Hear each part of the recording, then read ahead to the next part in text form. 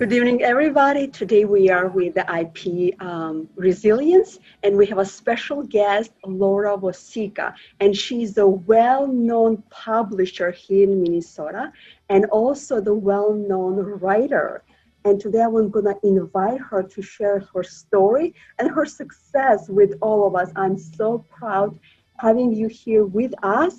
And I'm so excited for the world to know about what you do. But most of all, before you start, I know you're probably going to forget about this very important fact about you, that you are a mother of 9 children. Yes. Yes. All the pictures behind me.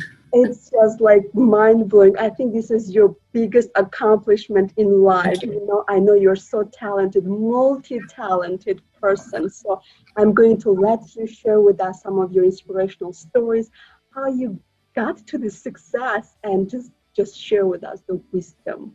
Well, so I started writing when I was probably about 8 years old, and I started doing music when I was 7, and so the two things kind of came together. And my little dog is here wanting to come in.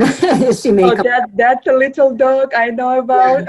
Yeah, she's over here poking her nose in. Oh my goodness. So yeah, I started on organ when I was 7 years old, and I really didn't like it at all. But we were in the military, and so it was difficult to cart a piano around. Organs just travel better. And so that's why my mom had my older sister and I take organ lessons. And so eventually, you know, I really hated it. So about the time I was 8 years old, the teacher kicked me out of lessons. And and she said, "This is the most uncooperative student I've had in 25 years." And I was supposed to be unhappy and feel bad, but I was very proud of myself. And so then a few years later, my grandfather had this beautiful silver trombone with floral engravings down the bell. And he let all his grandchildren try it out. And I fell in love with it. And so a couple of years after I got kicked out of organ lessons, I told my parents I want to play trombone. And they said, "Well, you need to stick with it this time." So a few years passed, and I said I was still playing trombone. I was playing in youth symphonies. I was playing around town for community theaters, for musicals. I was playing at sunrise services on Easter. I mean, you know, I was pretty active, and I told them I'm going to major in music. And at that point, they said, "You have to stop this." So I didn't. I majored in music, and I sort of kept writing through all of this. Tried my hand at a novel when I was 10, and then I found out, I got about 10 pages into my novel, and I found out that O. Henry had already written my story. And so it's called Ransom of Red Chief, is O. Henry's story, and it's about this little boy who gets kidnapped. And he is such a handful that the kidnappers beg the parents to take him back. And they insist on a ransom before they'll take the boy back. Mm-hmm. Yeah, I heard that. I read that. Yeah, you've heard of that? It's a great story. And at the age of 10, I had never heard of it. I had this idea, and I thought that would be a really cool story, you know, where the parents make the kidnappers pay to send the kid back. And at that age, I didn't really get that it doesn't matter if somebody else wrote this story. You can write your own version, and in fact, the same stories keep being told over and over again with different characters and different settings. So, you know, I packed it up and I quit writing that novel. But so eventually, I have some books over here, a few of them. Eventually, these two things, the writing and music, kind of came together. And I had a favorite childhood novel called In the Keep of Time. And it's about 4 siblings who go up into a Scottish or a medieval tower called a keep in Scotland. And they come out in the wrong century. And in fact, I met the author of that book last summer. I traveled out to the Pacific Northwest, and she's in her 80s, so she wrote this book back in her 70s, and I'm sorry, in these 70s. And so we had talked a little bit prior to that, and one day I emailed her and said, if I happened to be in Oregon, could I take you out to lunch? And instead she invited me to her home. And so she spent pretty much the whole day with me, and she talked about her life and writing and traveling to all these places in Scotland with her children. And she's an incredible woman. She actually has written many children's nonfiction books about bugs and insects. And she's just done wonderful things with her life. And she's got this fantastic garden. So that's a bit of a sidetrack. But what ended up happening was, as I was thinking about this story, and I was also playing trombone. I was in high school at this point.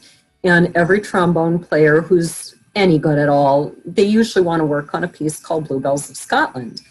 And it's this showcase piece that takes the old folk tune, Bluebells of Scotland, and it turns it into this whole theme and variations that gets very complex, that's jumping from the lowest notes on the instrument up to the very highest, and it's going crazy fast. And I don't know if you can hear my dog. She sees.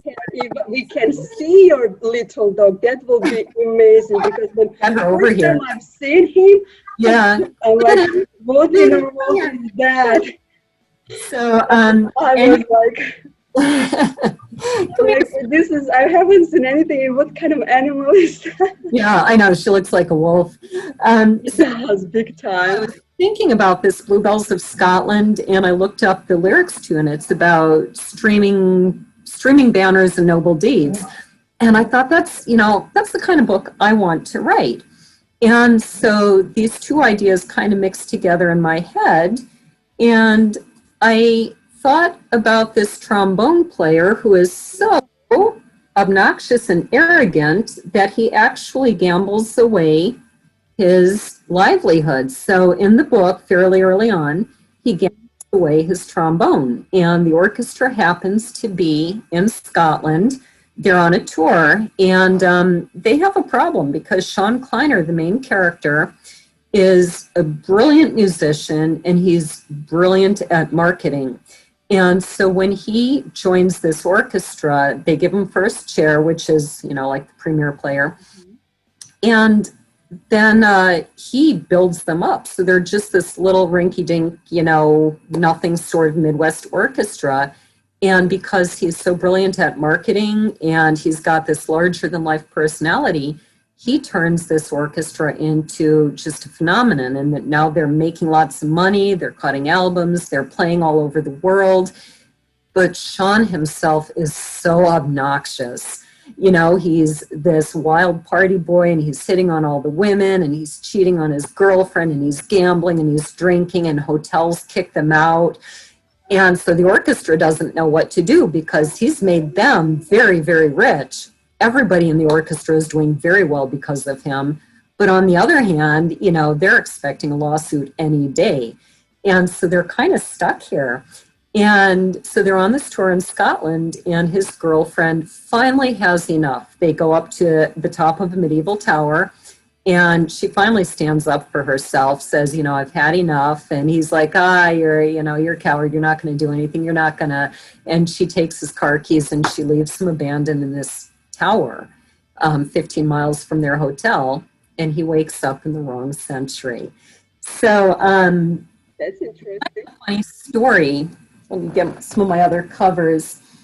That when I wrote the book, the idea of it was that he ends up caught in medieval Scotland in the days of Robert the Bruce. And if you know the story of Braveheart, William Wallace, the movie, and then there was The Outlaw King, came out a few years ago too. Those both involve this time in history. William Wallace actually died, I think it's 9 years before my book starts. But Robert the Bruce, who is in The Outlaw King, was the king at the time that my story takes place. And so the idea was Sean is caught here in 1314. He no longer has his money. He no longer has his fame and power. And he's got to deal now with how people are going to treat him when he's just an equal now. In fact, a lot of them are a whole lot tougher than he is. And he's never really experienced that before. So he does some growing up through the novel, and I will say some people hate him so much at the beginning that they have not continued reading. I know two people who have done that. So I encourage you, keep reading. He does get better, but that's the point of the story, that it's kind of a story of growing up, of changing, of facing that maybe you've really made some mistakes. And, I like to think it's a funny story in a lot of ways. He's a very humorous guy, and I had a lot of fun with him. But it's also a very serious story. So I thought that he died at the end of the story. And I gave it to my sister to read before it was published. And she said, "Oh, that's really cool. What happens next?" And I'm thinking to myself, well, I killed him off. Nothing. He gets buried. I don't know. Nothing happens next. I'm like, why would she ask me that? So I read the book, or I read the end, and I realized I never said he's dead.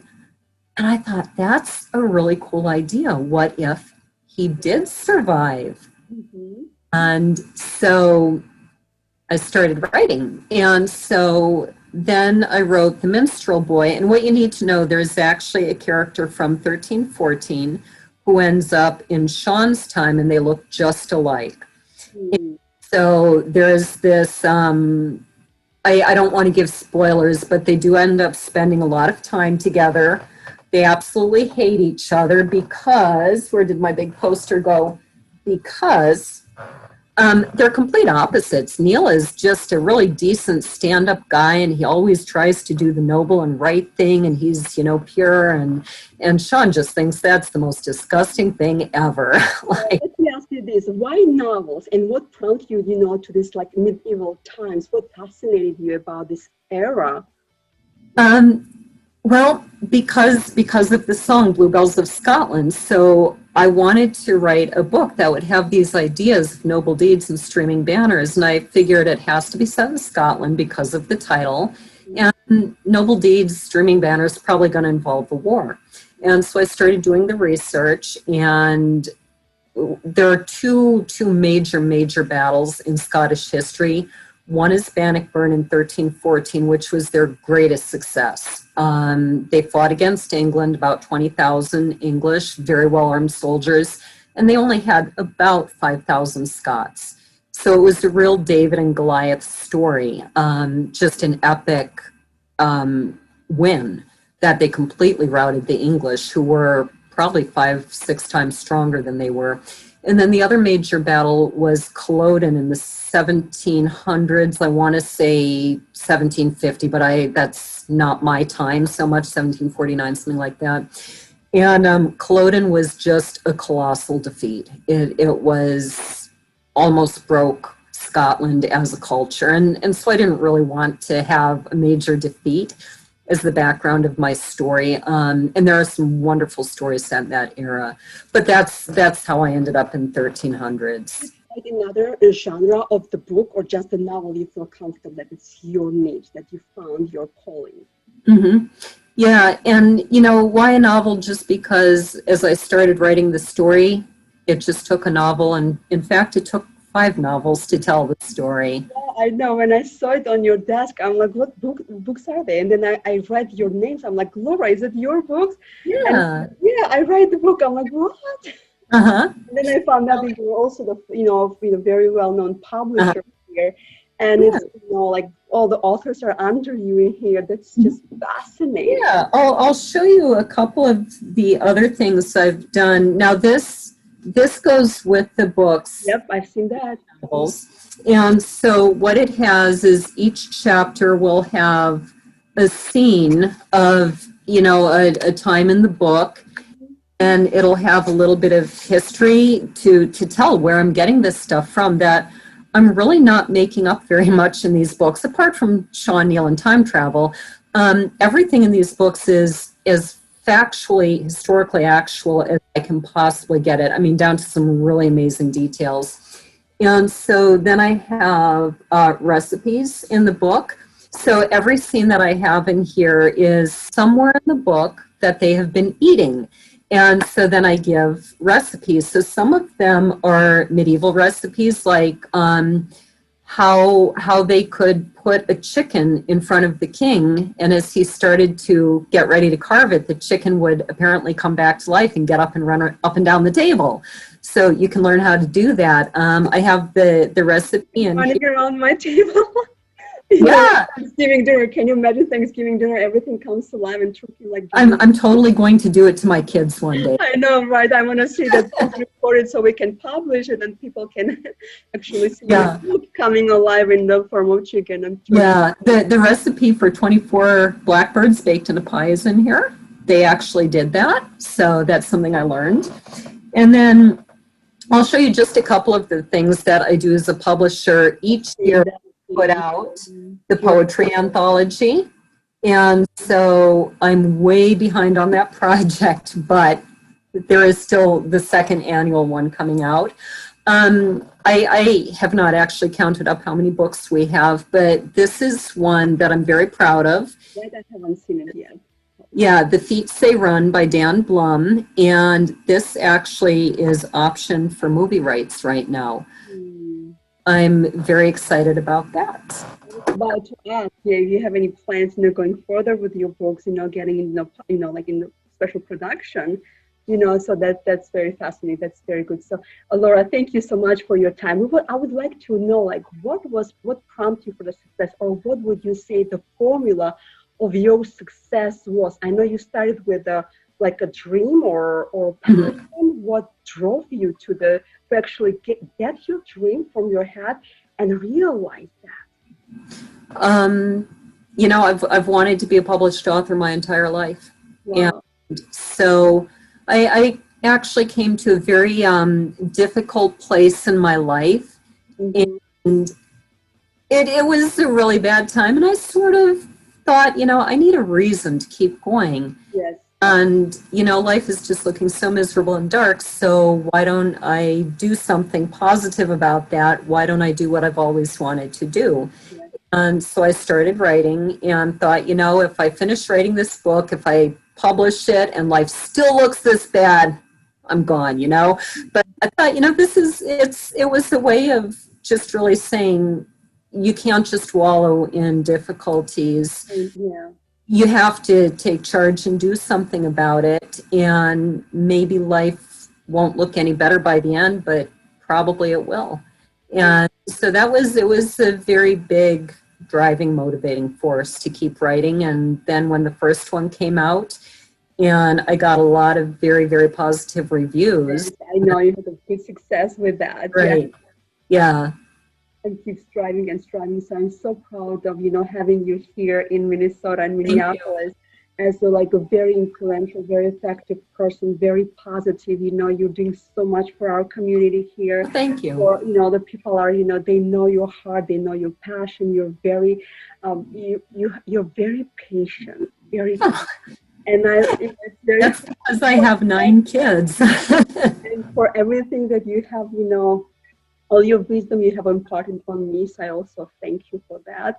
Our roads have crossed on purpose, and we're going to continue to collaborate and do more things here together. So we thank you so much, Laura. But before we go, do you have any a special, end notes that you would like to leave our audience with, or a special maybe quote that you would like to share, or inspirational, any a wisdom?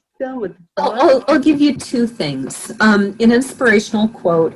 This was back in high school. The seniors always put a quote in with their little section at the end of the book. And one of the seniors, who also happened to be a trombone player, his quote was, "Be a part of your own destiny." I read that and I thought, growing up, things weren't perfect.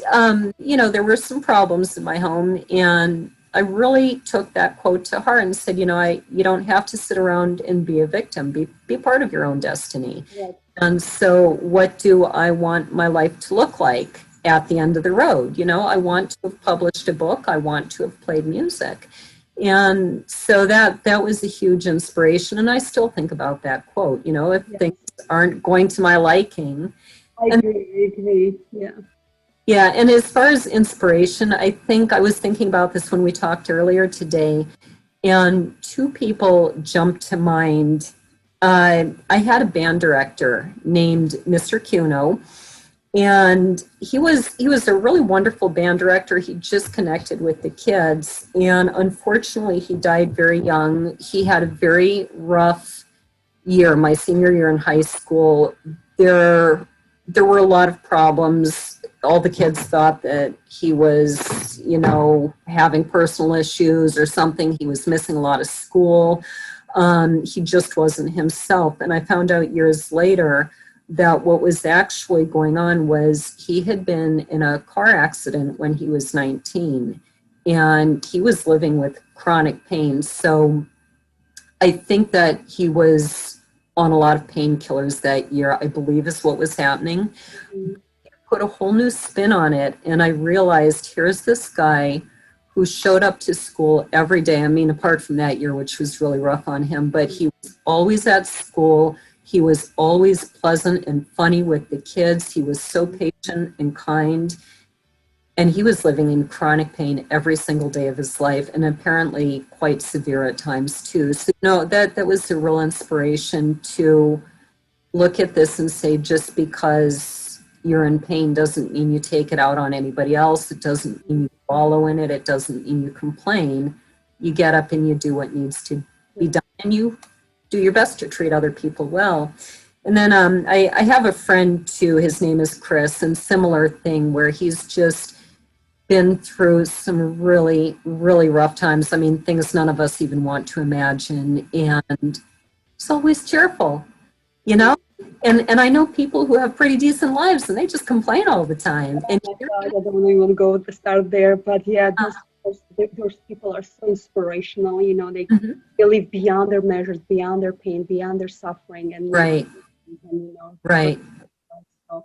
And I hope we don't get to that point where we have to suffer to live our lives, but I hope we can just use those as examples and you continue with our lives and be still joyful about it. Yes. And we can still contribute to our life, to our health, and to our children, to the families. That's a good thing. So I'm glad that I had a chance to talk to you, Laura, and it's not our like a first or last one. So I would like our audience to know more about you, because you have a wealth of knowledge and wealth of treasures and peace and so many experience that we want to get to know you more. So until for the day, we're gonna say goodbye to you. All right. And we will see you later. Thanks for having me. Okay. Goodbye. Bye.